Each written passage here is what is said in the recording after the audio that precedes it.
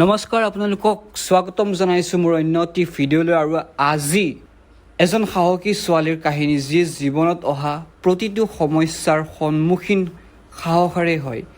তাই নিজৰ এটা আশ্ৰম আছে, কিন্তু এতিয়া এজন শত্ৰুৱে সেই আশ্ৰমটো ধ্বংস কৰি তাইৰ সকলো কষ্ট নষ্ট কৰিবলৈ চেষ্টা কৰিছে।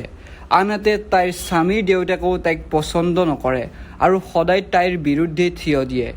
ইমানবোৰ বাধাৰ মাজতো তাই সাহসেৰে সকলোৰে বিৰুদ্ধে যুঁজি নিজৰ আশ্ৰম আৰু নিজৰ সপোন বচাব পাৰিবনে? জীৱনৰ সফল হৈ সকলোকে দেখুৱাব পাৰিবনে? গতিকে এই বকুল ধাৰাবাহিকখনৰ আজিৰ খণ্ডটি চাবৰ বাবে বহুত বেছি ভাল লাগিব, কিয়নো আজিৰ খণ্ডটিত আপোনালোকে দেখিবলৈ পাব ইতিমধ্যে অনাবিলে আশ্ৰমখন ধ্বংস কৰিবলৈ কেইটামান মানুহ মাতি লৈ আহিব, কিন্তু তাৰ পৰ্যায়তে পেহীয়েকে অনাবিলৰ ভৰিত ধৰি তুমি এই কামটো নকৰিবা, ইমান নিষ্ঠুৰ নহবা এইবুলি অনাবিলক বুজাই থাকিব। আৰু তাৰ মাজতে অদিতি আৰু আদি আহি পৰিব আৰু অদিতিয়ে পেহীয়েকক এইবোৰ কাম তুমি নকৰিবা, মোৰ বাবে ইমান কষ্ট কৰিব নালাগে, মই নিজেই সাহসেৰে আগবাঢ়ি যাম, কোনোৱে মোৰ আশ্ৰমখন ভাঙিব নোৱাৰে, এই সকলোবোৰ পেহীয়েকে ক'ব।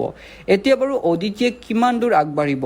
অদিতিয়ে বাৰু নিজৰ জীৱনটো বচাব পাৰিবনে? নিজৰ জীৱনৰ লগতে আশ্ৰমখনো বচাব পাৰিবনে? জানিবলৈ পাব আপোনালোকে আগন্তুক খণ্ডটো।